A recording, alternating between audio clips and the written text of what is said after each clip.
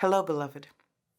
I'm LaTrelle Easterling, the chief servant and resident bishop of the Washington Episcopal Area, the Baltimore-Washington Conference. I'm honored to offer the second devotion in the Council of Bishops' Lenten series on dismantling racism. Hear these words from the Gospel of Mark, the 8th chapter, the 34th through the 38th verse. He called the crowd with his disciples, and he said to them, "If any want to become my followers, let them deny themselves, take up their cross, and follow me. For those who want to save their life will lose it, and those who lose their life for my sake and for the sake of the gospel will save it. For what will it profit them to gain the whole world and forfeit their life? Indeed, what can they give in return for their life? Those who are ashamed of me and of my words in this adulterous and sinful generation, of them the Son of Man will also be ashamed when he comes in the glory of God with the holy angels." The word of God for the people of God. Frederick Buechner surmises that Jesus spent 40 days in the wilderness asking himself the question of what it means to be the Messiah. The 40 days of Lent offer us the opportunity to reflect on what it means to be followers of Christ. Jesus was tempted with fame, wealth, power, and dominion. These are fleshly desires. Philosophers posit that human beings are primarily desiring creatures, more so than thinking or even believing beings. Our first impulse is desire. But when we pass through the waters of baptism, we are committing to surrender our desires to God's desires, to love what God loves and to despise what God despises, to live a cruciform life.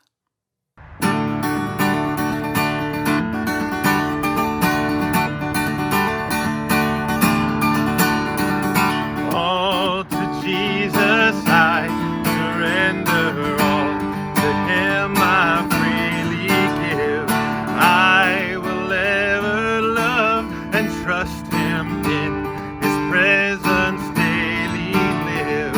I surrender all, I surrender all to thee, my blessed Savior, I surrender all.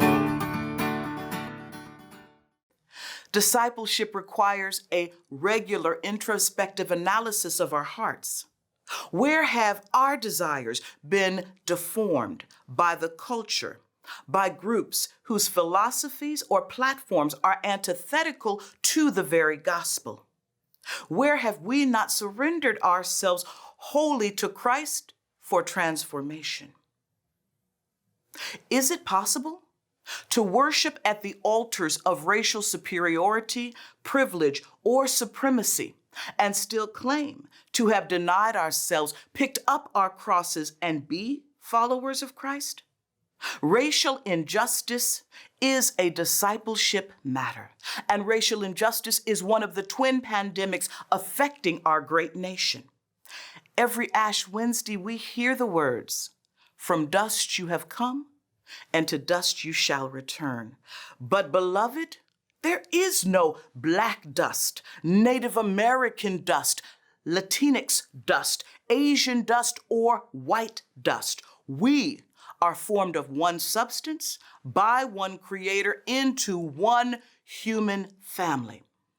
And yet we live in a world at war with itself over racial and tribal divisions. We worship in congregations separated along racial lines. We yet witness inequities in the distribution of medical care, educational opportunities, and equal protection under the law. So the question becomes, what are we, as followers of Christ, prepared to do about it? Are we surrendered to unity? Oh, to Jesus I surrender. Make me say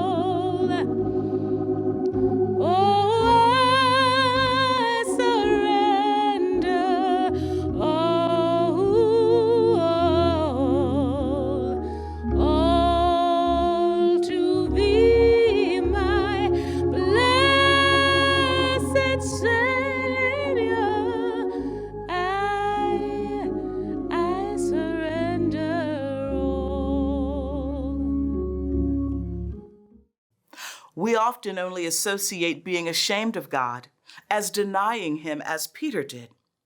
But accepting the teaching of a culture that dehumanizes and diminishes any people as less than is also a demonstration of being ashamed of the truth of the gospel, which teaches there is neither Jew nor Greek, neither slave nor free, nor is there male and female, for you are all one in Christ Jesus.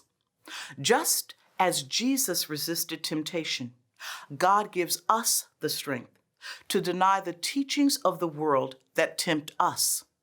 Let us deny the temptation to believe we live in a post-racial society. Deny the temptation to claim a birthright of privilege while others struggle under the weight of bias and bigotry. Deny the temptation to ignore systemic abuses of power and show indifference to injustice.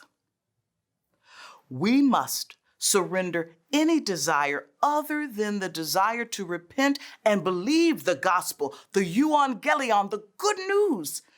And the good news is that the ground at the foot of the cross is level. Christ died for all, and we are called to love one another. Are we surrendered to love? In the words of the poet Amanda Gorman, our nation isn't broken, just unfinished. And we who are followers of Jesus Christ are called to contribute to our nation's fulfillment. We can stand with communities being harassed through acts of violence and intimidation. We can move beyond almsgiving to real relationship building. We can prophetically rebuke laws that make misery for the poor, rob the destitute of dignity, exploit the defenseless, and take advantage of the vulnerable. We can work for real racial reconciliation. As Gorman again reminded us, there is always light. If only we're brave enough to see it, if only we're brave enough to be it. And I add, if we're brave enough to surrender all to Jesus.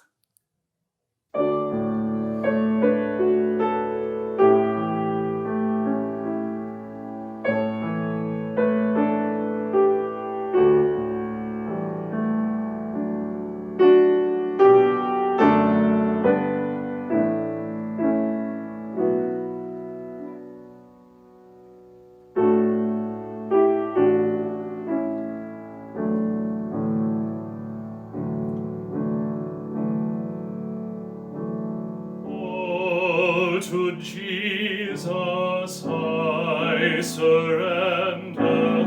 Now I feel the sacred flame. Oh, the joy of full salvation. Glory, glory to his name. I surrender.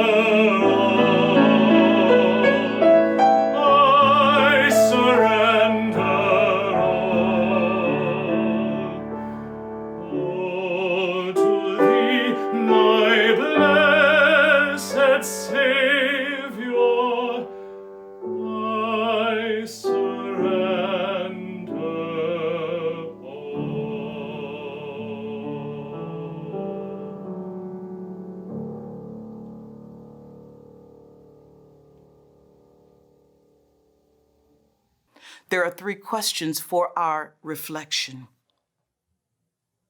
Why is 11 a.m. on Sunday morning still the most segregated hour in America? Does that fact reveal our resistance to the gospel of reconciliation? Does your identity as a follower of Christ shape your worldview on racial justice? Or is racism shaping the way you read the gospel? How much of your time, talent, and treasure are you willing to commit to the work of anti-racism? Beloved, if After deep soul-searching analysis, you are convicted to repent and make changes. Know that there is always hope. We serve a God of second chances. The Wesleyan Covenant Prayer serves as a guide for learning how to surrender more of our will to God's holy will. Join me in this covenant prayer in the Wesleyan tradition. I am no longer my own, but thine. Put me to that wilt. Rank me with whom thou wilt. Put me to doing. Put me to suffering. Let me be employed by thee or laid aside for thee, exalted for thee or brought low for thee. Let me be full, let me be empty. Let me have all things, let me have nothing. I freely and heartily yield all things for thy pleasure and disposal. And now, O glorious and blessed God, Father, Son, and Holy Spirit, thou art mine, and I am thine. And so be it.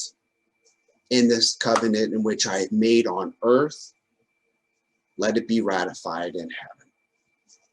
Amen. Hear these words of blessing. Help us so to keep the fast that you have chosen, that we may loose the bonds of wickedness, undo the heavy burdens, and let the oppressed go free. Through the grace of Christ Jesus, our crucified and risen Savior. Amen and amen.